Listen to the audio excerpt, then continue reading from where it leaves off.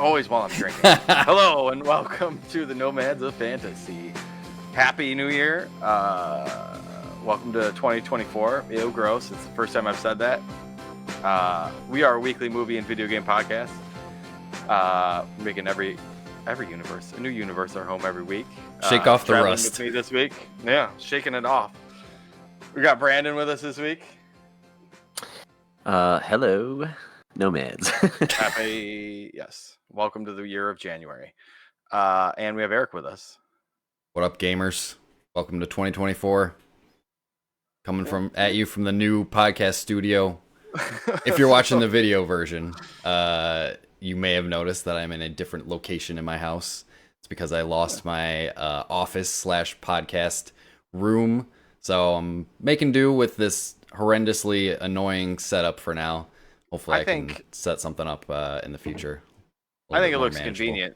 You could probably lean over and grab a beer while you're there. That's not true. Have to go running off camera or that's true. Like that. But bringing all the shit down here, like my laptop, like I was just saying, I got a portable monitor so I can have two screens, OBS on one screen. I got my keyboard, mouse, all that shit. So it's a pretty cumbersome setup. Upstairs. Yep. Maybe we'll get some train shout outs today. That's right. This is the catch up episode. In 2024, we're catching up on December of 23, what we've been up to, and over break.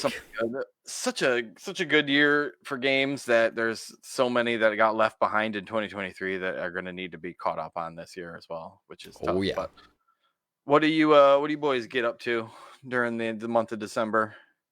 How about Eric? You go first. You had a lot of stuff on your listy list. Do we want to start with the big guy, or do we want to? No, save it. No. I think you guys, come on. People need to know. All right. You both have been playing it, and I guarantee you both have two different experiences. So let me hear me talk about this for like the first hour of this podcast. Oh yeah, and then we'll just get all the rest of the stuff in it. Oh yeah. All my other ones are pretty quick. Besides this one, so the big one that Dave and I have both been diving into head first is Baldur's Gate 3. Finally, since it's so good. I mean, it didn't just come to consoles, but within the last couple months, just came to Xbox. Yeah, it was on PlayStation for a while. That's right. But I've been on Game Awards night. Early December it came out. So yeah, Xbox was relatively recent. But yeah, I've been wanting to get to this one, but I just I don't know, I've been dragging my feet with other stuff, other things that I've been wanting to finish. But the thing that hooked me was there was a 2-hour trial that they put out on PlayStation 5. So I'm like, I gotta just download that and try it out, because I mean it's a trial, so you get to play the first two full hours of the full game. It's not like a demo. You play the 2 hours and then it just locks you out until you buy it. So like I was playing it. You got through like character creation and then like another half hour. Exactly. That's exactly what happened. I created my character and then I was, in the opening area after the ship crash and everything. And then it's like, oh, your trial's up. And I'm like, fuck that. I'm going right to the store, buying this game and continuing right where I left off. And it was seamless too. It was cool because like they throw up the screen that it's like, okay, your trial's over. You can't play anymore. Go to the store to buy the game. You follow the link to the store, buy the game, you hop right back in, and you're right where you left off. You're not, it didn't even close the game. No. That's cool. So I was like, yep, fuck, right back in. I'm buying this shit right away. But have you played any of the old Baldur's Gates? No, this is my first Baldur's Gate. Really? First, I would say like CRPG experience as well. Oh, nice. Welcome to the club. The classically referred to as like CRPG style, but man, like turn-based combat, a lot of dialogue and stuff. Systems, like that. Systems upon systems. But I'll tell you, how is it on console? I'm sorry, really? Console. Really good, actually. Like it's very intuitive for the controller. For the they were smart. The radial wheels, they use those to the fullest effect because every character can be one of 12 classes or whatever. So you're juggling however many. Well, you got four in your party that go out, and then let's just regroup on this. This is a D&D RPG, everybody. Baldur's Gate, if you haven't heard. It's a little game. If you've been living under a rock in the year 2023, won so many awards. Yeah.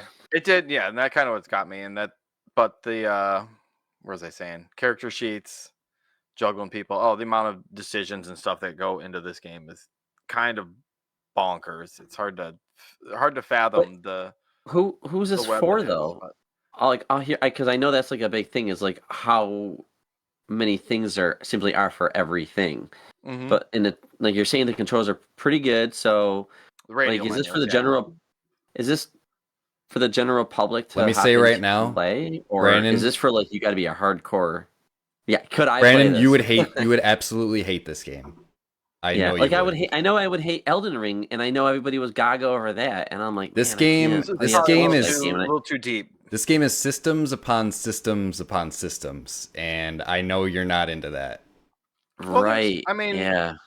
It's the variety of conversations that you have. Like all of your interactions with people have so many different variables sprinkled into them that, like, I'm thinking already. I'm not even out of the like act or whatever. Like I'm already thinking about what I want to do on my next replay as I go through. How many hours? How many hours? You're gonna either make a wrong move, get killed, or whatever. But there is a nice quick save feature that you can just hit the trigger. You gotta abuse that thing. Yeah, definitely. I was gonna ask your philosophy on the quick save, Dave. So, yeah, I don't like to save scum, and if I do something on accident, and that's why I like to save often, because I do stuff on accident. Where just yesterday I was no shame. No, I mean sometimes you have to. I was in like some deep gnome city or whatever, and they're all dickheads there, and they're all looking to get the shit kicked out of them. But I'm trying to be nice, and I like accidentally picked up a mushroom off the ground, and then they accused me of stealing, and then I failed my persuasion check, and then I get into this fight, and I'm like, I didn't even mean to pick up the fucking mushroom. Let me reload, yada yada yada. Or I don't know.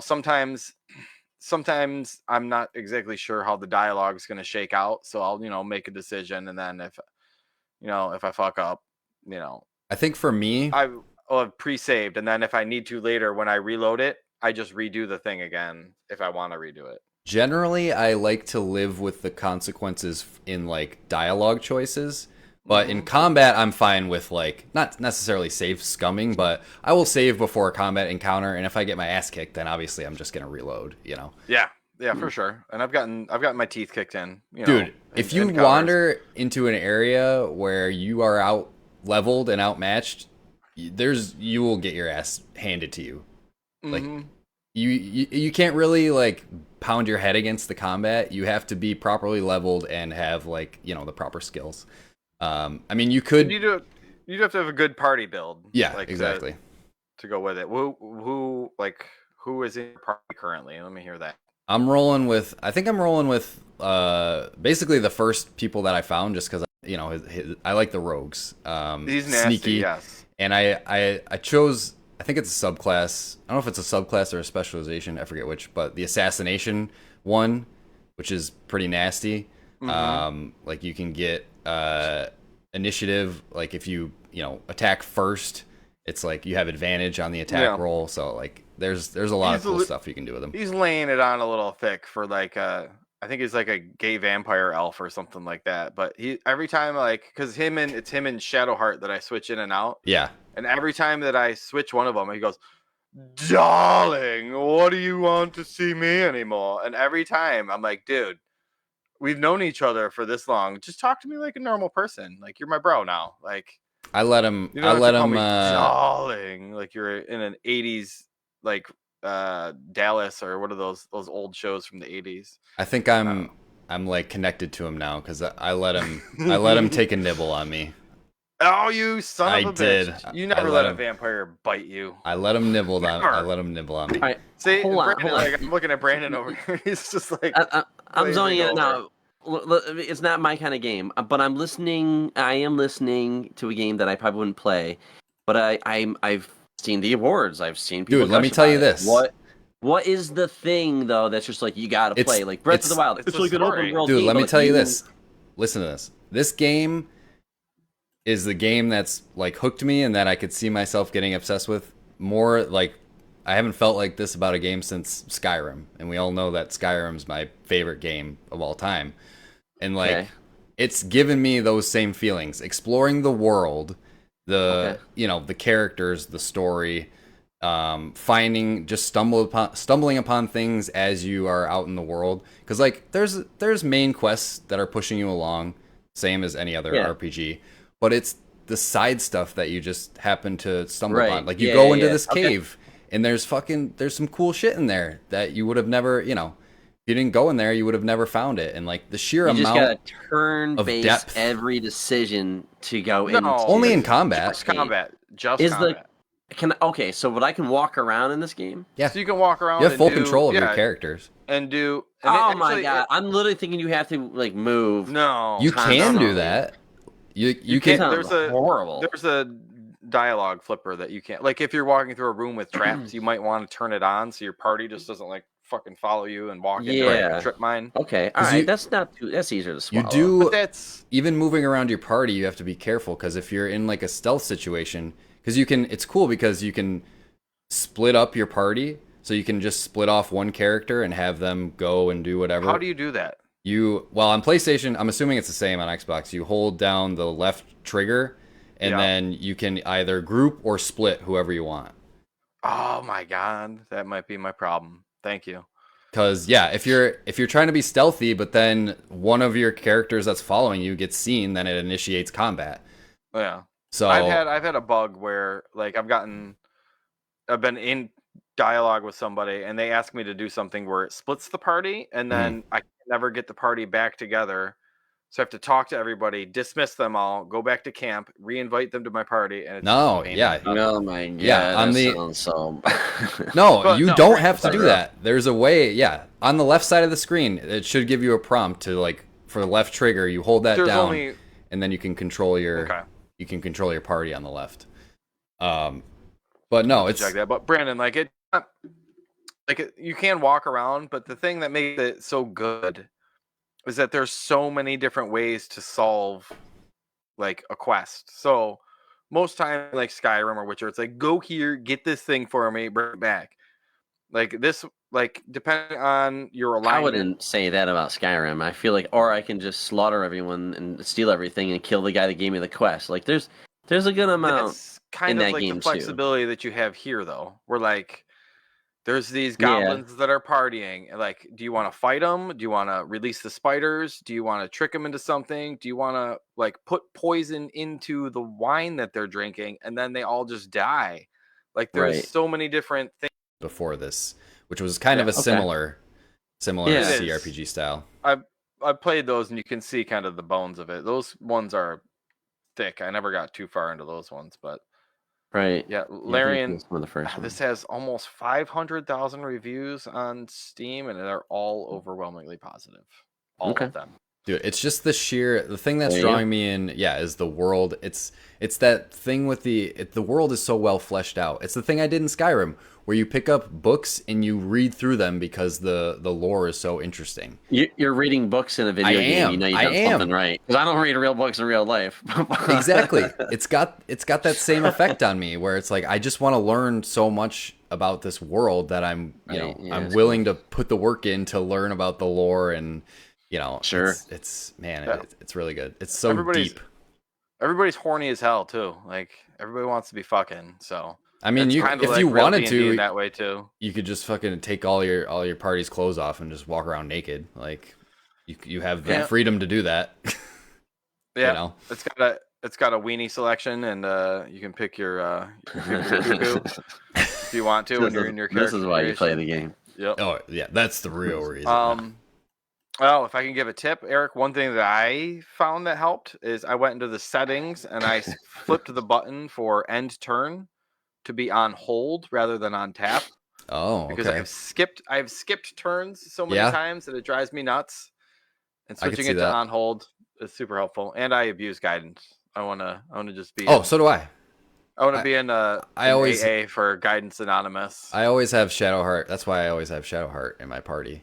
It's hard. It's an addiction. You can't, like, when you roll without it, you feel like, oh fuck, like, right? I'm missing. Because I swapped it out. Because for certain quests, you have to have swap out certain characters and put them in your party to initiate certain quests. But when I didn't have Shadowheart, I'm like, oh shit. I failed this perception check because I didn't have the guidance on. But reload, save scum bring it back. Yeah, exactly. But yeah, man, this game has its hooks in me. I think I was expecting to like it, but I wasn't expecting to like it this much. Only because I was itching. I've been itching for something that I can dig like really deep into, and I know that this game. I could see myself playing it for 100 hours. Like there's so much to dig into, so much story. And the thing that amazes me that something like Skyrim, obviously Skyrim was made back in 2011. So like the sheer amount of dialogue lines that have been recorded in this game. Like you never hear repeated dialogue from any character you talk to, even if it's a random NPC. Out in the how big is this game? How big is the file install?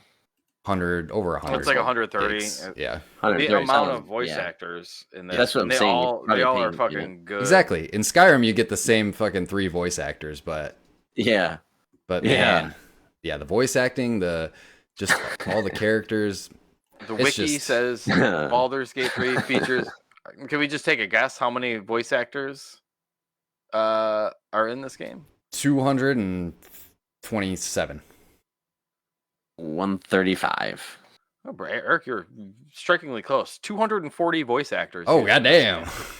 Wow, that's crazy. That is crazy. And they are from overseas, I believe, too. So. Yeah, they're from. Is it good Denmark? voice acting? Yes. Is it good voice acting when you get that many? Because most video game acting is not that good. So if this is a dialogue-heavy game, I would expect. If you're just talking to a random NPC in the town, they might have one sentence of dialogue and that's it. But like, it's still well delivered, Okay. All right. But there is a difference between the main characters and You're talking to kobolds. You're talking to goblins. You're talking to fucking squirrels, you're talking to birds. Like, you can do whatever you want. You can talk to them anyway. You can be naked with the squirrels. So you probably could. You can have bear love. You can have dinner. That's what blows my mind about the dialogue too. If you have, which I do, I'm a ranger and I'm a specializing. I'm a beastmaster, so I have speak with animals. Beastmaster. I'm a beastmaster. So if you don't have speak with animals, they just make animal sounds. But if you have, if you cast speak with animals on yourself, any animal you see, you can talk to, and they have voice lines, and sometimes, they have some shit to say. Yeah, dialogue tree. It's insane. My God. Doing a persuasion check on a fucking cow. Like, all right. We are not going into talking to. It's so good. It's so good. All right. Final comments. It's so nice. What do you want to wrap up on this? And I know you guys want to play after this recording. I do. But oh yeah. It is so nice when a game lives up to the hype, and like this had so many Game of the Year awards where like the graphics aren't super crazy, the animations aren't like super fluid, the cutscenes aren't like perfect. But it's just like the story and the systems of the game are just sucking me in, and it just fucking lives up to all the hype. And if you like, it really does. D&D, this is a no-brainer. But I mean, if you just like narrative games where you walk around and make decisions and talk to people, you can fucking dive right in too. I think the thing for me, which it makes sense obviously for Dave to get into this game because he has played D&D, he has experience with it. For me, I've never the rules, like and the rules too. That to start. Right. That probably helps. Like I've been wanting to get into D&D for a long time, but I just, I don't really have people that are interested enough to play with me. So I feel like this is the next best thing for me. And like I've picked up the rules over the years just by, through osmosis and mostly listening to like the Adventure Zone, the McElroy Brothers podcast. Like I've picked up a lot of D&D stuff over the years. So going into this, I feel like I have enough knowledge to get me by, but I feel like if you don't have any knowledge, it might be a little tough getting a grasp on some of the mechanics and some of the rules. So that it definitely helps if you have a little bit of knowledge going in, but I don't know. I wasn't expecting it to have its hooks in me so much, and yeah, now it's what I want to play every night, and I'm gonna stay. It's bad for me because I'm gonna stay up way too late playing this. And then I'm gonna get no sleep. It's fine. I like when that happens though. I can't stop playing. It's true. Man. It's true.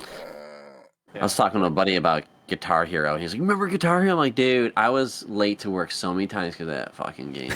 One more. I love it when I can't stop playing it. I love that feeling. I wish this game came out when I was in high school, when I had the time, like Skyrim did. That was the perfect time for me to dig deep into Skyrim. Right. But a game like this, you definitely have to dedicate some time to, because like I said, I'm 13 hours in and I feel like I've barely done anything, barely scratched the surface. For other games, that's like you're already halfway done with it. But yeah, it's crazy. Nice. Well, I could go on for hours and hours. We should make our own make our own Discord channel for that. Right? We can just separate discuss Baldur's things Gate over Discord there. Channel. That's right. Yeah. Brandon, what did you get up to this month? Last month? We're gonna shift from a video game, go to a movie. So I learned about this movie just through headlines, went in blind. So I don't know if people liked it or not. I looked at the reviews. Who cares about that? The movie is called Leave the World Behind. Never heard of it. I wanted to see this. I watched some of the trailer. Is this on Netflix? All I knew is I guess it's like some kind of thriller. Yeah. And I saw like the Ethan the Hawke. preview. It's got some good actors. Julia Roberts. Yeah. Julia Roberts. And is this Ethan a recent Hawke are, like, the lead movie? Just very came out. new. Yeah, just came out. Yeah, it's on Netflix. And it was like executive producers were the Obamas. They have this thing called Higher Ground. They have a production company. They make like podcasts and movies. And this was like their fourth movie. Yeah. Higher Ground. Yeah. Interesting, right? High over there, I think. But anyways, I can't talk about the plot. I really want you guys to just go in because it could possibly be an episode on the podcast because you're supposed to talk and analyze this thing. But I will say a couple things about it though. Visually, so the director, I don't really know this guy, Sam Ishmael. He's the guy who did Mr. Robot. Kind of wrote. I've heard good things about that, but I never watched it. Yeah. So he directed this movie, and he had a lot of fun with the camera in this. Constantly, he would start a scene where you're like either on an angle or like it's upside down, and then he would go like this to the scene. He would do all these long takes, and it would swirl back around. Some of these long takes, I don't know how they did it. I would love to see the making of this movie. There's got to be CG because like they'll be inside a room watching people talk, and then they'll go through the glass, and then they'll be outside of the house, leave the house, and go into the woods and go to another. Like, how was this all done in one? There's just so many long takes. So the production visually, yeah. I wore it with headphones. I was like, I'm gonna watch this as my kid falls asleep, and I'm like laying next to him, and I'm watching it, and I'm like, I watched the whole thing in one sitting. I didn't plan on doing that, but the sound production was really good. So you got some good actors in it. Again, I don't want anybody to know anything about it other than you got some good actors in it. It's very well done. The only thing is the ending, but we'll see.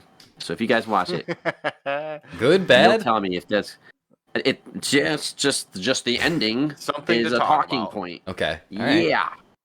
Yeah. So all right, I'll be sure to check that one out. There's one thing though. I noticed. I was like, I gotta have my wife watch this movie because she's kind of like the Julia Roberts character, and I'm kind of like the Ethan Hawke character. And again, without talking about anything, just when you see it, I don't know. I was just like, and they tried to paint her in a really bad picture in this movie, and I was like, Julia? I think they're painting her. I think it's all situational, but you're supposed to not like her. And I was like, this is. I'm like him. This is like my wife. Just everything she's doing and behaving like seems kind of like how she would handle the situation. So. I don't know. Put a pin in it. Leave the World Behind. Pretty good movie.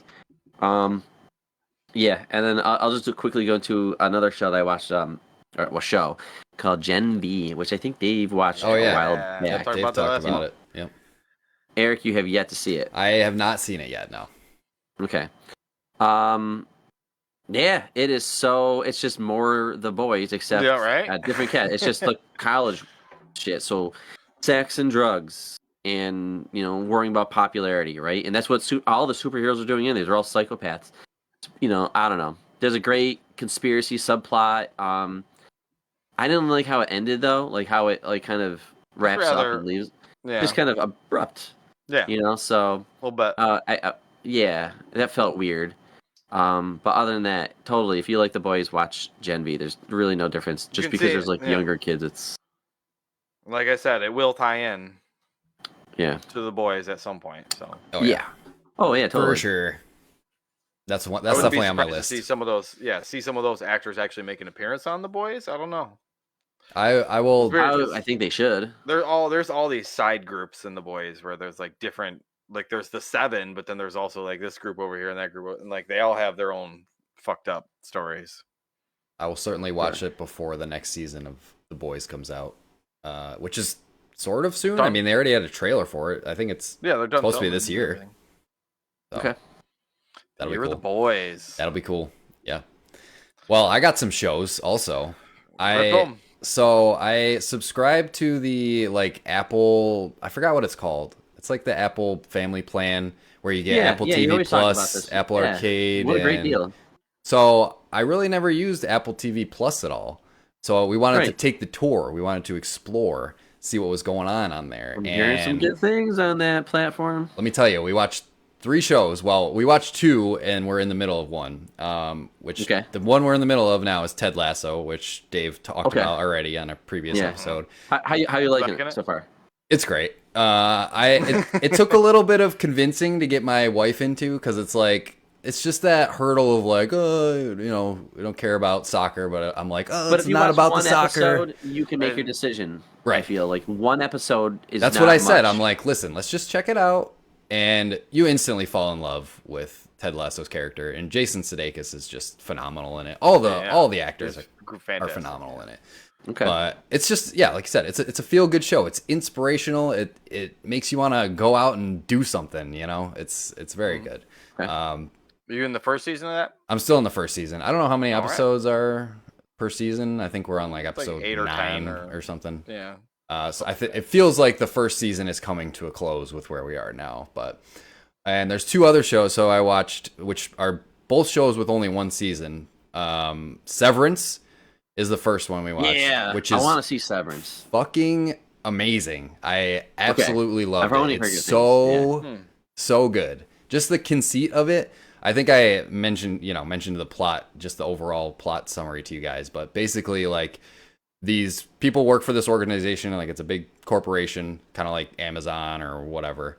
And basically they go through this procedure where they sever their mind into 2 halves. So their work self and then their outside self. And both of those personalities have no knowledge of each other. So like once you go into work, your other work personality takes over. And once you leave, your outside personality takes over, and you have no memories of what happened between those 2 time periods. So cool. Such a cool. It's like it's a Black Mirror. It's a Black Mirror concept episode blown out into an entire show, and I love it. So good. Right. I don't want to give any plot details about it. Don't. I want to go into that one blind. Yeah. I was legitimately upset when the last episode ended because I was mad that there's not more to watch. Is there more coming or no? There's season 2 was greenlit, but I think it got delayed because of the writer's strike. But I think it's scheduled for this year. So only 1. Okay, I thought it'd been out a while. Yeah, it's just only it came out a couple years ago. So, but like I said, it got delayed. I've been told good things about it. But man, it's one of the best shows I've watched in a long time.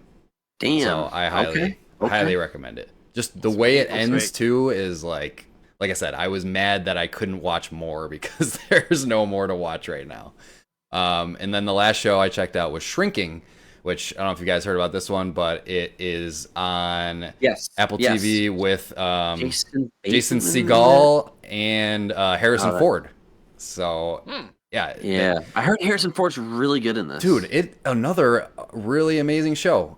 It's executive produced by the guy like Bill Lawrence, who did Scrubs and Ted Lasso. So it's really, really, it's funny. It's, a lot of emotional, big moments, and it's, it's great. They're both Seagal and Harrison Ford play like psychiatrists. And they're, I don't know, it's just the antics that they're getting into. It's great. I highly recommend it. Okay. So another like feel good, well, sort of. There are some like big emotional, depressing stuff in that show as well, but it's good. You watch both of these with all three all of these them. shows with your wife? Yep. Okay. All of them. Yeah, that was another one that I was like upset that it ended because there was only one season. But that's another one that is season 2 is coming soon. Hopefully this year. So, yeah, three fantastic shows. I'm swimming in.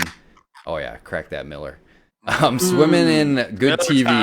Just the classist place up. Dave just left to get a Miller Lite from a can. Crack that baby open. It was in a bucket outside. What do you got over there? This is a Sammy Smith oatmeal stout. Oh, I don't know. It's got the foil top to it. And I was like, I got this is a present for my wife, a new water bottle for Christmas. So this is what I'm drinking. Is it filled with Tito's? I wish, right? Just full to the brim. But always under the influence on this show. Some good shows. That's how you know we're being honest. Is that we're always. Hey, we're just chatting. We're just hanging out, man. 2024. I mean, bring in the new year. 2024. I've been playing a game from 1998. I've been cleaning up GoldenEye. More GoldenEye? Just randomly. I don't know. Okay. I felt the need for it over the Christmas break. The remaster or like OG? The release on the Xbox. Okay. Just re-going through that game. I don't know. Every once in a while I I want to go back and the dark urge. Yeah, dude. I play. Some games you have some nostalgia, and it's been long enough where playing the single player version of that game, I don't remember a lot of stuff, so a lot of it's reconnecting those little neurons in my brain and remembering, having little mini flashbacks of how to go through levels. Your muscle memory just takes over. From 20, 30 years ago. But I don't think 12-year-old Dave just kicks in. Oh man, cool. Let's get a Domino's pizza. I remember this fucking level. Let's play Mortal Kombat 2 later. Yeah, dude. I don't think I ever beat the single player campaign of that game, but I definitely have fond memories of multiplayer. Multiplayer is where it was at, right? It's a weird thing, yeah, because it was mainly multiplayer, but PC first person shooters, it came out the same year that Half-Life 1 came out. 98. Now that's where I was. I was on PC. Wow. Yeah. On that game. And the difference in those two games is not night and day, but Half-Life is the far better game. But what GoldenEye was doing on the console. Yeah. Right. That was its big thing. So it feels older than it actually is, I think.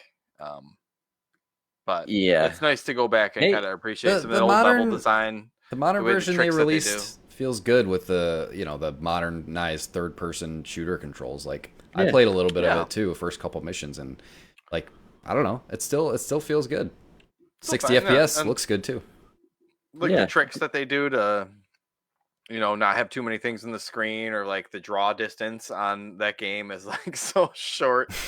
Guys are shooting at you and they can see you and they're shooting at you, but you can't even see them because the draw distance hasn't gotten that far for characters or whatever. It's the little things that you kind of go back and appreciate. I also, this past weekend, kids were begging me on New Year's Eve to watch a Trolls movie, so we got the new Trolls Band Together movie.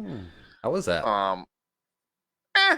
As a dad, I've seen that first Trolls movie multiple times. Same. I like the first Trolls movie. It's a fucking banger. That first Trolls movie is good. It's better than it had any right to be. Better than I thought it would be. Pretty.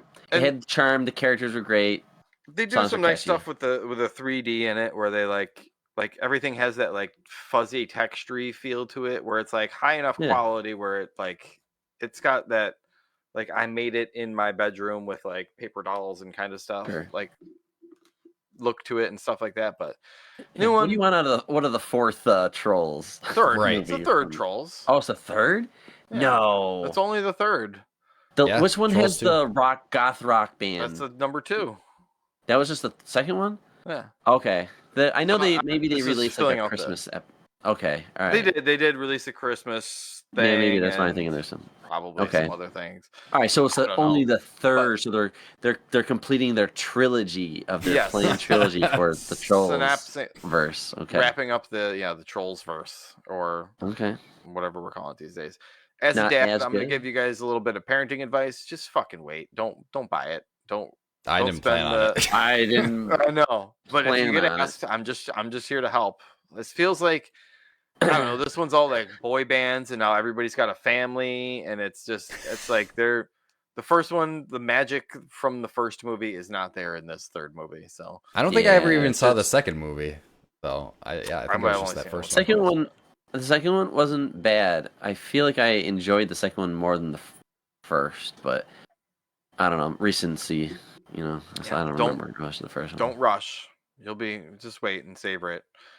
Savor it.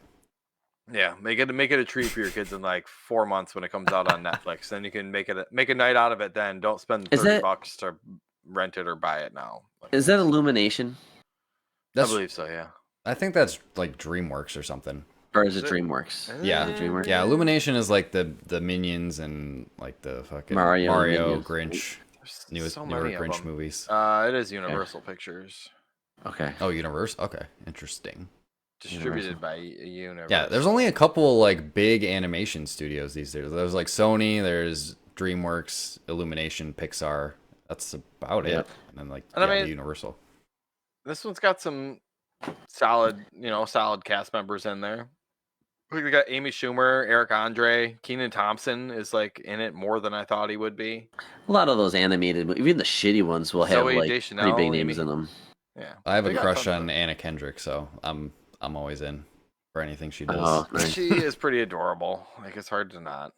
One of the Game of Thrones TV shows is being converted from live action now to animated.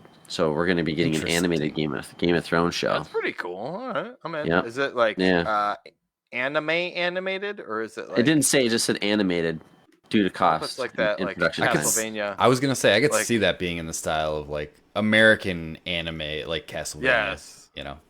Yes. Like, could you please just give me like that? Like, I would fucking in the style of Castlevania. That would be sick. I got to watch that new Castlevania series anime too. Or American anime stuff. Oh yeah, you do. 3 seasons of Castlevania out now too. Or yeah, 3 or 4, I think. Is like that Castlevania Nocturne thing like a new thing, or is that a continuation of? I don't know if you guys even know, but I would have to assume that it's all part of the same. I couldn't imagine to like confuse more people by making it a new universe. Like just stick. You've already. I loved that show, but I never went back to finish it. Yeah, I will put it on the show. I mean, dude, yeah, dude, do it. What calendar? What? Right? Throw it. Do it. Do it. All right. What else? No, really. What am I adding here? I got one.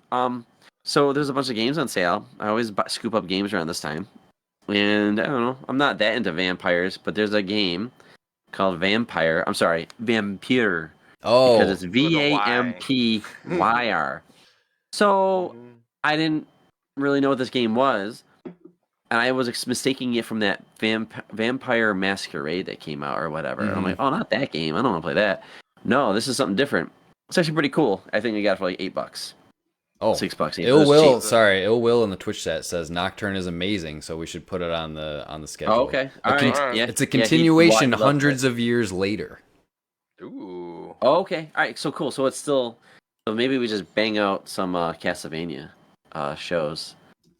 That would be awesome. But anyways, so Vampyr, real quick, third-person action game, but the action is like secondary. It's a story-driven game. The concept is you're like, I don't know, early 1900s. You're a doctor, and you got killed by a vampire. Doctor. And then you wake up. Now you're like hungry, looking for blood, and you're like, what the fuck happened to me? Why am I like this? Oh. And then you kill like a woman. Turns out it was your sister looking for you, and you're like, fuck. But you come to your senses, so all your blood is restored, and this is the game. You're a doctor. You're supposed to be helping people during like the Spanish flu pandemic, whatever. And while you're a doctor trying to save lives, you're also, have this desire to, eat them. I don't know, Feed. eat people, I guess. The dark urge. Yeah, so you have to go and do like these missions. So you're like at this hospital and you're just like doing missions where you're trying to help people, but you can also at any time, any of these people in this area, you can just kill and you'll kill off their storyline. So it's like an RPG kind of game. The action is okay, you do like vampire shit. But I'm liking it. Here's the draw. I went to the reviews and they said this game has really good voice acting and music and atmosphere, and it does. That's so cool. I was just, I'm not totally into vampires, but I don't know. I guess I kind of do. I mean, like I like the movies that we've watched, and we've talked about Castlevania and shit. So I guess I do like vampires. We've done vampire content on this show. Interview with a vampire. Right. They can be interesting.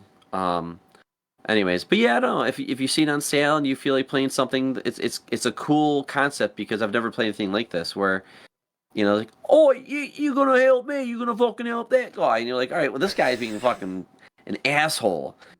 I could kill him, and so, like, it totally like levels up your guy so you can get total different abilities and become stronger. But you don't have to kill people, but like you could. It's like if they're being an asshole, maybe I'll just drag him over here and like suck his blood, kind of thing. But you shouldn't, Yeah. So, well, here's a question for you, Brandon. If you were on an adventure and you were going to bed for the night and you had a dream and you woke up from your dream and like one of your buddies was standing over you with vampire fangs hanging out, and he was like, I was just kind of hungry. I thought I might just take a little sip off your neck. Would you let him take a sip off your neck, or would you tell him to fuck off? Go eat a fucking squirrel. Right? I let him. Yeah. I let him. All And right. you know why? Because he's a better asset to me when he's happy and fed. Is this your This is Baldur's Gate. Back to Baldur's Gate again. Yeah. just a random question. I don't know. Unrelated to anything. Yeah. And that came out 5 years ago though. That looks pretty solid. Yeah. So people didn't like it because of long loading times and shit, but like within modern consoles, like everything's been boosted. At least on the Xbox, they boosted it. It's smooth and loads quick. I think I watched some gameplay of it when it came out. Maybe I didn't watch enough, but I thought it looked kind of boring. But maybe when I actually play it myself, I don't know. I would feel differently. Yeah, I went really off of the reviews and the price. I was just like, I mean, people are gushing over this. If the story and the atmosphere, like you're saying, and the voice acting is good enough, that could be enough to pull you in. So might be worth checking out. It's not. I've seen it free it's not bad. on like PlayStation Plus and stuff. So okay, I don't know. Just throw it in. I did not expect to really play it for too long, and I've been playing it for a few weeks or a few days. It's cool, man. And then last thing, I also saw this game called Trine. Trine. Yeah. You've never played any of the Trine games? I've never played a Trine game. I've always wanted to, and I'm like, fun. I was like, oh, here's the fourth one. I'll get it. My kids love playing video games with their dad. Good co-op. And I was looking at the reviews, and it said like this is a great co-op game, not too challenging. And it's like made for 3 players, but you can have a 4th. So I got it, and my kids loved it. And what's cool is maybe this is like all of them, but there's like a wizard character, there's a thief character who can shoot arrows, and then there's like a knight guy. And are you sure we're not talking about Baldur's Gate 3 again? I mean, and nobody's really creative with like that whole like classing. Really, I mean, they're all using the same. But I just thought it was great for a platforming puzzle game. Beautiful artwork, fun music. My kids and I just love playing platformers together, and I don't know, this was really fun, and it's very rewarding because like any time you can, in this one you can change to be any of the characters to kind of help out. So like my 5-year-old, he struggled at some of the stuff where my 9-year-old is like doing bouncing off walls and shit. Is that another one you bought on sale? Because I think Trine 5 just came out last year, which is probably why that one was on sale. Oh, I mean, so many games are on sale, and I just usually scoop stuff up. Any game that's a developer game, any game that's like clearly from a small studio, but like looks like they have somewhat of a budget, and it's like under $10, I'm almost always gonna buy it. Like I feel like I'm helping them. It's on sale, and I literally will spend $8 at Burger King for a burger. how can I not give these guys $10 to try their fucking game? You know, it's very true. And maybe I'll like it. You know, so Trines are fun because there's always like no matter who you are, there's a way to solve the puzzle most times. Like you don't have to have the wizard solve it sometimes. Sometimes you can have like the thief shoot a thing up there and drop something down, or the wizard could bring a box from over here. You got it. Like my kids love that revelation. Oh wait, so many you don't have to do ways. that. Hold on, let me just do this. And I was like, yeah, I'm glad that you're fucking using your brain when you play this. Yeah, cool. And they use like the environments nicely, and you're right. It is a good looking game for like a 2D side scroller from a small studio. Like it does look solid too. So I don't think I played one since 3. I think or 2 or 3. I think I played maybe the first one and 2. Yeah, but they're fun. Definitely good co-op games. Okay, I'll have to try that out on the kids now. That's a good idea. Dave, you got anything else over there? Yeah. No, I'm done, dude. I'm ready to go play some more Baldur's Gate. I got 2 quickies for you. What do you got? One, Goat Simulator 3. I played it with the kid, and how is it? Is it fun? It's fun. It's Goat actually Simulator fun 2, though, right? Yes, it's Goat Simulator 3 is the joke. Yes. Okay, sorry. But I want to make sure. It's actually I didn't miss one. Pretty fun. The opening is just a complete parody of the Skyrim opening, which I got a real kick out of. My kid didn't know what the hell was going on, but I thought it was awesome. It's so dumb and so hilarious at the same time. Because they're a bunch of goats riding in a wagon to a farm. So it's like you're in first person view, like looking around at the farmer and the goats. It's actually pretty good. There's a lot of like video game references in this game, which I thought was pretty cute. But I think they built on the Goat Simulator formula in clever ways just by making it more insane and crazy. Because now you're unlocking all sorts of like cosmetics and like weapons and shit that you can strap onto your goat. So you're just going around just blowing shit up. And I don't know if this was in the first game too, but there's actual like quests and missions that you're doing and like upgrading and unlocking stuff. And I don't know. It's actually pretty fun. I would check it out with the kids if interested, because I actually had some fun with it. Yeah, it's on Game Pass. I mean, worth downloading. Yep. And the other quick one was, we play a little VR over the break, some mini golf. Oh my God, yeah. And after that, I checked out, I didn't buy, I got through the MetaQuest subscription. Actually, no, I did buy it because it was on sale. Resident Evil 4 VR. I checked it a little bit out of that, like, I don't know, half hour, 45 minutes. And I've never played Resident Evil 4, like the original or any version.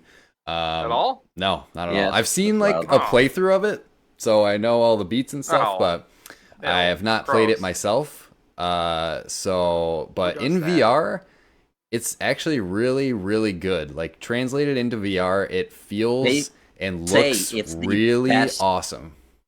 Yeah, all the reviews are saying it's the best version, the best way to experience it. Dude, it's They're like, so no good. way. But they said that they totally got in and tried to take care of the experience. It's the typical VR movement.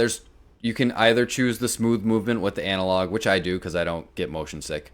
You can do the teleporting, or you can do like I think those are the two versions of the movement. As long as there's teleporting. There's teleporting, and then there's the smooth movement stuff. But there's enough settings, so if you have trouble with the motion sickness stuff, you can cater it to how you want it. Supposed to be one of the best games on VR. Like, dude, they say nothing but good things about it. The gunplay feels so good. Like reloading the guns, like it all feels tactile. Like all of your items are on your person, so it's that classic VR thing where you're out, you reach down on your hip, you grab a clip, shove it in, cock the gun, and you're ready to go. Like it just feels so good. Standing up, right? Yeah. Like in your game, like when you play in your personal. Yep. And then so you could have a gun in one hand, and then you can have your knife in the other hand. So you're just like shooting, knifing. Right. That sounds pretty fucking sweet. Yeah. But everything just feels so good, and like the menus and how like organizing your inventory was a big thing in Resident Evil 4. Like it feels just as good in VR because you're you're pointing at what you want, dragging it over, swapping stuff around, equipping grenades and weapons. Like is it like a virtual suitcase that you have to like, move things around? Well, it looks like the menu, but it's all in like physical space, well, virtual space, but it's all like laid out in front of you. To it? Yeah. So it looks really, really nice. And yeah, I would recommend it for anyone who has any interest in if you have a MetaQuest or like Resident Evil 4. But I like Resident Evil. Really good, man. And it's not the thing is with Resident Evil 4, it's not too scary either, especially the original graphics one. Aren't. Yeah, the graphics and like that's more of an action-oriented game anyway. So like it's a GameCube game, for the love of God. Like that version is just like a remaster, right? It's just a little sharper. So like even you, Brandon, I think could get through it without being scared shitless. What was that, Dave? Does it have mercenary mode in it? I think it does. Yes. Does it? Wow. So it's all. What's mercenary mode? It's like the survival mode. Arcade mode. Yeah, so like you survive until the extraction, you run around and shoot stuff. It's the same thing except just in a closed environment. They just send waves after you. Yep. But it's fun. It's good. Yeah, dude. I'm excited to get more into that. I don't know when, because I think Baldur's Gate 3 will be taking up all my game time in the future, but I just thought I'd sneak that one in there. Have you guys played Half-Life Alyx? No, I don't have anything you can't. run it on. Yeah.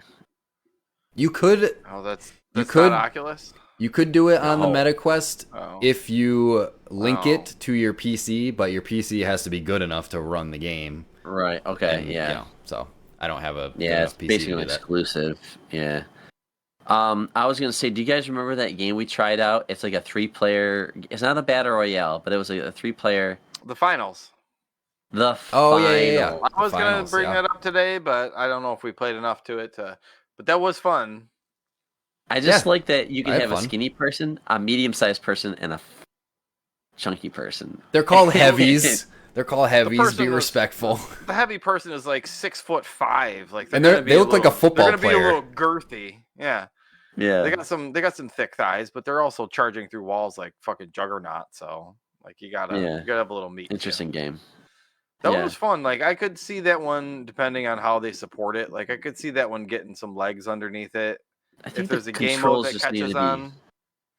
The gunplay was not grabbing me though. It just feels like I can't really aim as well as like a Halo or Call of Duty. And I know there's like bigger games, but like they exist. Like just match that. Like just get So that I struggle with. But I thought that was the cool one. I'd like to dive back into there. Add that to the rotation. I still installed. I'd like to try it again. I like the idea of it being 3 players. I thought that was pretty neat. So, nice, fun squad-based shooter. If you guys are good, I think I'm good. Why don't we get out of here so I can go play some Baldur's Gate? If you're still on here and listening, I wanted to give a shout out to our January calendar. Next week we're gonna get into Sin City.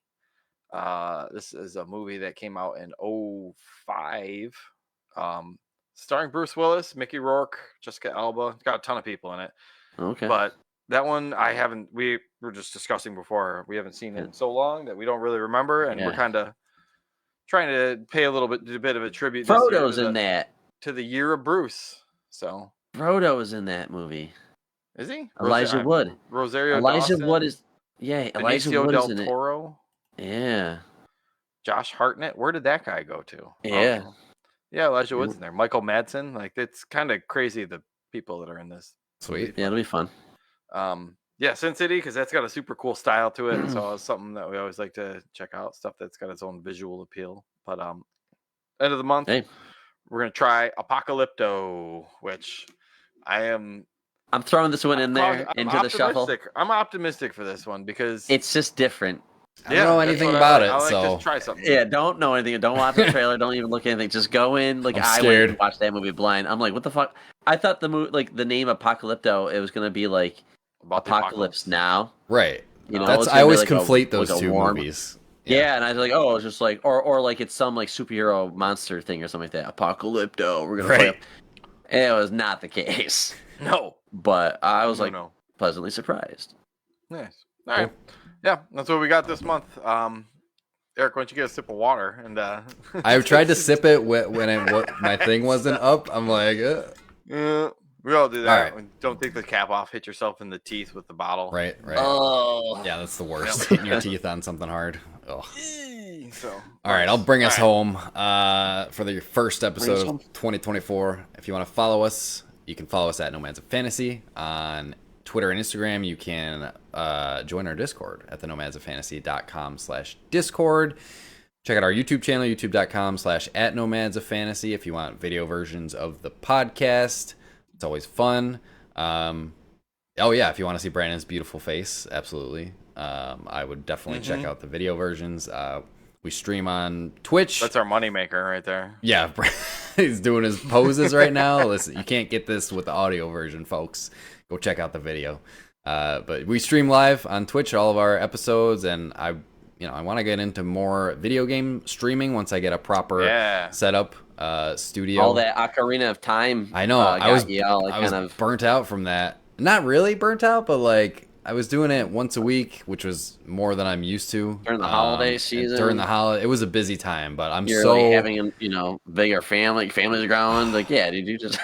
I'm so happy that I finished that game, though. I did what I set out to do, finish that game before the end of 2023, and I can finally say that I beat it. So I'm happy, but I'm definitely happy about that. But yeah, I'm looking forward to what's in store for 2024. It should be fun for us and the Nomads at large. So with that, I will bid you adieu for now and say safe travels, Nomads. Happy New Year. Deuces. Hope y'all have a great 2024, and we'll see you next week. Bye. For now. I'll be thinking about you. Bye. See you later. See ya. I'll talk to you later. Okay. I'll call you later. Bye. See, now I want to look up to see how to play Half-Life Alyx. So I thought that was on Oculus for some reason. No, it's a shame.